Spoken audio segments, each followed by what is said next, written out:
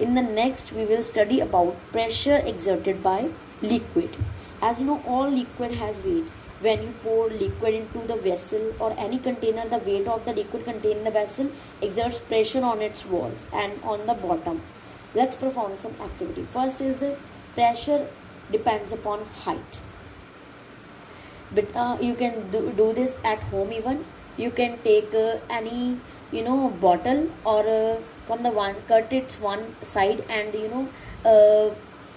tie a balloon or any polythene bag, you can say, on the one end. Now pour the water into the column. When you pour the water to some height, as you can see in the first picture, then you will not feel any change on this rubber which is tied at the bottom. Now increase the level of water in the bottle.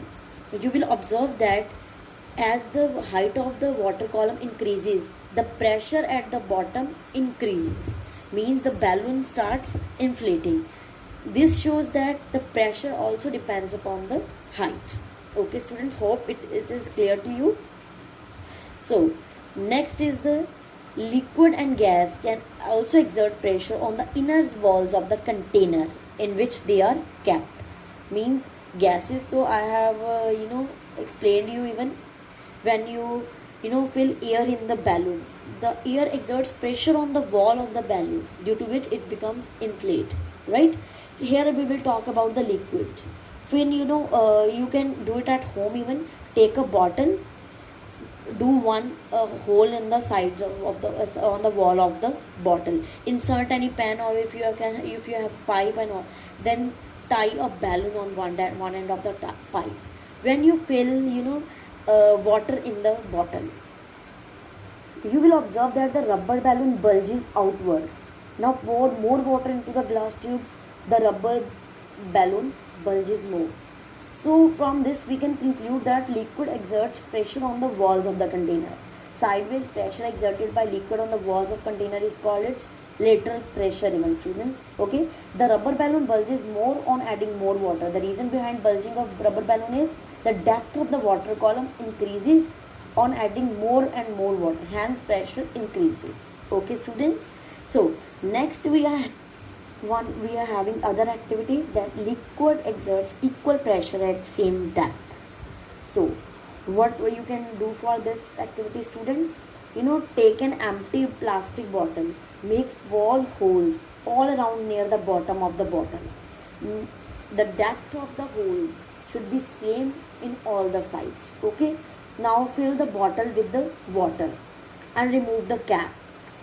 Okay students, now what you will observe, when you fill water, the jets of water coming out from the holes at the same distance from the bottle. Means if from right side the water is falling to 2 centimeter away from the bottle, then on the other side the water will also fall on the 2 centimeter distance. Okay, means water jets will be at the same distance from the all sides.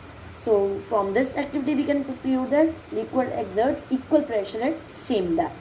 Hope is it clear to you students? Here is one application of liquid pressure. We all have observed that the water supply tank is placed at the high place in the building, means it's always on the terrace place, right? What's the reason behind this?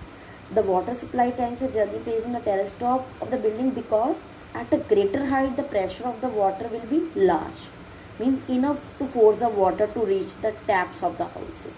That's why they are placed at the top always. Okay, so next we are having the atmospheric pressure. Now what is atmosphere for students? You have studied in the lower classes even. The layer of air surrounding our earth is called atmosphere. As we know, air in our atmosphere extends up to several kilometers above the surface of air. Air has weight, so it creates pressure. When we fly kite, how it flies? Because air exerts pressure on it, due to which it flies. Okay, now the pressure exerted by air due to its own weight is known as atmospheric pressure. The pressure exerted by air, that is called atmospheric pressure. As we know students, pressure is the force per unit area. If we imagine a unit area and a very long cylinder standing on it filled with air, means we are having a particular area and on which a cylinder is standing, which is filled with air. Then the weight of the air in the cylinder is the atmospheric pressure. Means in that cylinder, which is the air filled, that is called the atmospheric pressure. The atmospheric pressure is maximum on the surface of Earth. When we go on high altitude, the atmospheric pressure decreases and the mountaineers suffer nose bleeding at high altitude, because at high altitude the atmospheric pressure is much lesser than our blood pressure. Due to this, some of the blood capillaries burst and bloods come out through our nose of the mountaineers. And astronauts, here is an example to explain about the atmospheric pressure. That is rubber suction pad, you can see in the picture. Rubber suction pads are used on the wall to hang clothes and calendars. When good quality rubber suctions is pressed against the smooth wall, the air between the suction pad and the wall escapes out. The sucker sticks to the surface because the pressure of the atmosphere acts on it. To pull the sucker off the surface, the applied force should be large enough to overcome the atmospheric pressure. Means when you press hard it against the wall or the glass, the air which is present between the glass or the wall between and the rubber sucker, that escapes out when you press it hard against the wall, and its atmospheric pressure starts acting on it, and it's very difficult to pull it again. We need to apply lots of force to pull it. Okay, the outer atmospheric pressure being greater pushes the suction pad firmly and it adheres to the surface of the wall. This example might give you an idea about the magnitude of atmospheric pressure. Okay, students, the question might be in your mind that why then we are not crushed in the atmosphere. The reason we are not crushed under this weight is that the pressure inside our body is equal to the atmospheric pressure and cancel the pressure from outside. That's why we feel comfortable with the atmospheric pressure. Means the pressure inside our body is equal to the atmospheric pressure which is acting on us. Next is the example is a drinking straw. We use straw to drink any juice or the cool drinks, right? When you suck air at the upper end of the straw with your mouth, the presence of air inside the straw is reduced, but the pressure acting on the surface, the fruit juice, is equal to the atmospheric pressure. So greater atmospheric pressure acting on the surface of the fruit juice pushes the fruit juice up into the straw to your mouth. Hope this topic is clear to you with the help of an example, students.